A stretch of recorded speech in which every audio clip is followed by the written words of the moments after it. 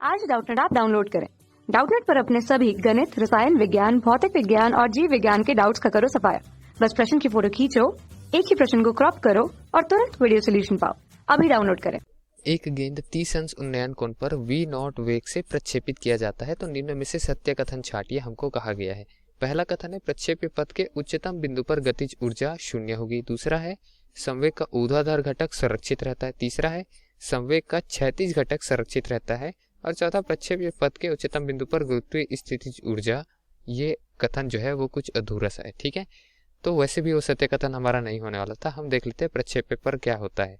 तो दोस्तों यहाँ अगर प्रक्षेपण कोण की मान हम देखें, ये ग्राफ बना लेते हैं। ये क्या है, ऊंचाई है और ये है परास, ठीक है। अब यहाँ से हम परास का मान शून्य लेकर मतलब प्राथमिक बिंदु से किसी भी पिंड को प्रक्षेपित करते हैं किसी कोण पर, ठीक है। कोण का मान लीजिए थीटा है, कोई भी कोण ले लेंगे। अब उसके पश्चात क्या होगा, ये एक परवलयाकार जो पथ है वह तय करेगा तथा अपने अंतिम बिंदु पर पहुंच जाएगा, ठीक है। तो जितनी दूरी यह तय किया वह परास है। अब उसके पश्चात यहाँ जो ऊंचाई उच्चतम बिंदु ये तय किया था वो महत्तम ऊंचाई हो जाएगी, ठीक है। यहाँ पर बोला गया है ना उच्चतम बिंदु, तो यही उच्चतम बिंदु होगी, ठीक है। अब वहां पर गतिज ऊर्जा की बात की गई है। तो गतिज ऊर्जा क्या होता है दोस्तों, गतिज ऊर्जा होता है 1/2। अगर निकालना चाहे गतिज ऊर्जा तो उसके लिए सूत्र मैं बता देता हूँ, 1/2 गुना द्रव्यमान गुना वेग की घात में 2, ठीक है। ये होता है गतिज ऊर्जा का सूत्र। तो यहाँ पर द्रव्यमान का मान शून्य होगा, नहीं होगा। वेग का मान शून्य होगा, नहीं होगा। तो यह इसका मान जो है, वेग का भी कुछ ना कुछ मान रहेगा इस दिशा पर, ठीक है। द्रव्यमान का भी कुछ ना कुछ मान रहेगा। इस वजह से जो गतिज ऊर्जा है उसका भी कुछ ना कुछ मान रहेगा, शून्य होगी नहीं होगी। तो पहला विकल्प हमारा गलत हो गया, ठीक है। अब उसके पश्चात बोले संवेग का ऊर्ध्वाधर घटक संरक्षित रहता है। तो दोस्तों ऊर्ध्वाधर घटक की अगर बात करें तो ऊर्ध्वाधर पर अगर कोई बाह्य बल नहीं लग रहा हो तभी संवेग संरक्षित रहेगा। लेकिन यहाँ पर बाह्य बल लगेगा, क्योंकि बल क्या होता है, द्रव्यमान गुना त्वरण होता है।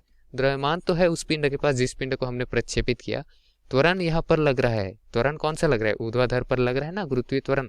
तो गुरुत्वीय त्वरण की वजह से यहाँ पर संवेग जो है वह संरक्षित नहीं रहता, ठीक है। ये जो संवेग है वह नियत नहीं रहता, ठीक। ऊर्ध्वाधर की अगर बात करें तब तो इस तरीके से दूसरा विकल्प भी गलत हो गया। तीसरा विकल्प में बोला संवेग का क्षैतिज घटक संरक्षित रहता है। तो क्षैतिज घटक की अगर बात करें, क्षैतिज पे कोई भी त्वरण लग रहा है क्या, इस दिशा पे या फिर इस दिशा पर, नहीं। हमने प्रारंभिक वेग जो दे दिया है उसका क्षैतिज घटक अगर हम ले ले तो उसी क्षैतिज घटक को लेकर यह हमेशा चल रहा है।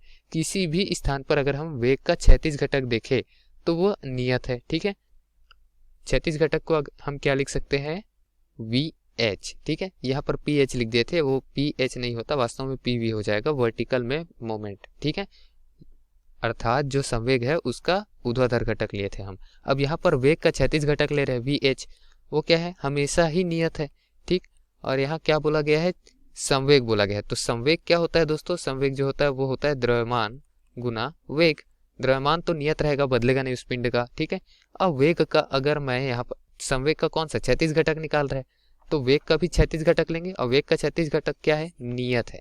तो इस तरीके से संवेग का क्षैतिज घटक भी क्या होगा, हमेशा नियत होगा। तो ये सी विकल्प जो है वो हमारा यहाँ पर सत्य साबित होते दिख रहा है, ठीक। विकल्प डी पर चलते हैं। डी पर क्या बोला है, प्रक्षेप्य पथ के उच्चतम बिंदु पर गुरुत्वीय स्थितिज ऊर्जा बोला गया है। तो ये अधूरा सा कथन है। हमारे पास तो पहले से ही सही कथन आ गया है दोस्तों। तो यही दिए गए प्रश्न का सही उत्तर है। धन्यवाद। कक्षा 6 से 12वीं से लेकर नीट, IIT, JEE वो एडवांस के लेवल तक 1 करोड़ से ज्यादा छात्रों का भरोसा। आज ही डाउनलोड करें डाउटनेट ऐप या व्हाट्सएप करें अपने सारे डाउट्स 8400 400 400 पर।